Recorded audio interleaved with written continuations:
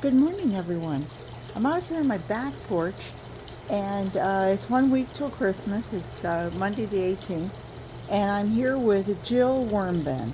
Now, Jack is over there, and Jack got big feeding just a few days ago. And so we're over here on Jill's side, and we like to run just a little friendly competition between Jack and Jill. Jill usually seems to outperform Jack. I think it's because you can hear the fountain right off the screen here, and also the irrigation is over here on the outside of the screen, of course. And when it comes, I think it gets a little bit more moisture, and so it provides a more moist environment for the worms. I think we seem to have more worms over on this side. But what I've been doing is this kind of a gradual migration where I'm uncovering sections of it and letting it dry out, and the worms are moving over, and I'm feeding this end so that the worms go, ooh, crawl over that way. So now I've really gotten a nice area clear that I want to start this all over again. And you can see there's still some worms in there that haven't gotten the memo that we're moving west. And of course, if I were true to it, it's actually they're moving south. But anyway, so we're going to just move this over. I don't even know if I'm going to fluff this.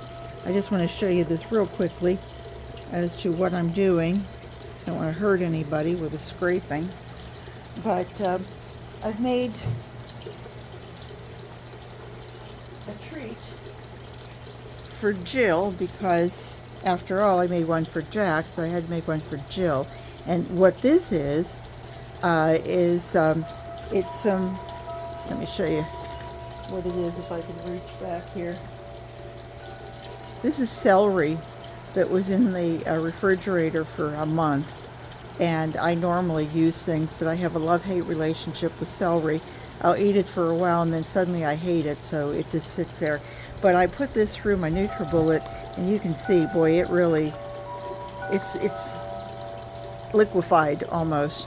So anyway, I made this nice little tree for Jill. I did one for Jack, and what I wanted to do, though, even though I have some other things that I'm going to add, I really wanted to put down some bedding first because I don't want it all leaking out the bottom of the pan. And this is an oblong planter. And then I'm going to put in, just a couple little tubes here, little jungle gyms for them to decide what they want to do. And we're going to put this right on top and slide it in there, and whee, doggies, that's just perfect. So that'll hold it. Maybe we'll go ahead and let it down to the bottom. This corrugated cardboard is wonderful. I don't know if anybody else ever notices, but the worms just love it. It's kind of like bubble wrap. They lay in the grooves. So that's the first thing that's going down. And then what I did for them was I made up it's a combination of papers. There's cardboard in here, shredded cardboard. On Jack's side, I just did shredded cardboard, but on Jill's side, I did shredded cardboard, and I ground up just probably about 3 or 4 ounces of Drake elm leaves, and put that in with it, and then I put in a pound of coffee grounds. So I'm not sure I'm actually going to use the whole thing. Rick said to me what I really need to do is, once I have my tree, and I've shown you that I need to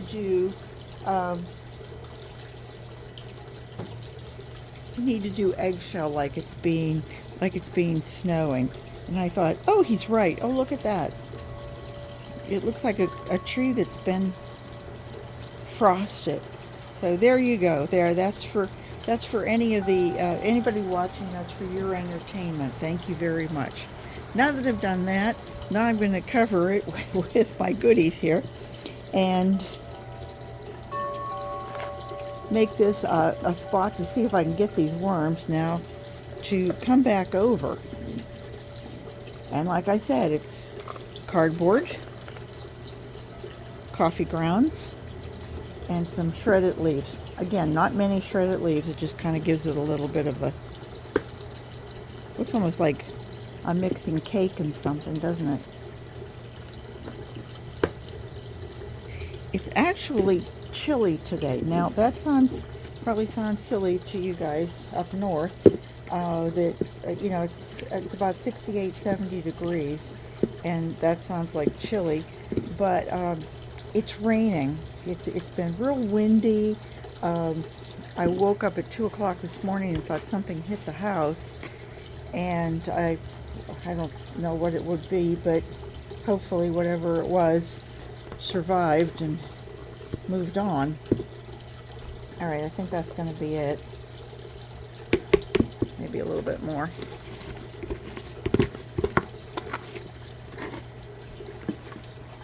There we go. All right, so we added that. That's all we have, and probably about all we're really going to need. Maybe I'll just add a little bit more. I haven't added any oatmeal to it. So the oatmeal, I like to put that on the top. I can see if there's worms moving in. It's not only ground oatmeal, but there's a little bit of cornmeal in with it. Just a light. If you go real heavy, it clumps, and then the worms don't seem to be interested in eating it at all. So I just try to do it a little layer at a time. This is really the first time I've ever tried adding all of this into the bedding. And I'm just going to add a little bit more of my dehydrated veggie powder. I forgot to tell you what I added also. It was right underneath the strawberry tops. Was I actually added in a little bit of moringa leaves, and the wind blew this off. It was a big branch.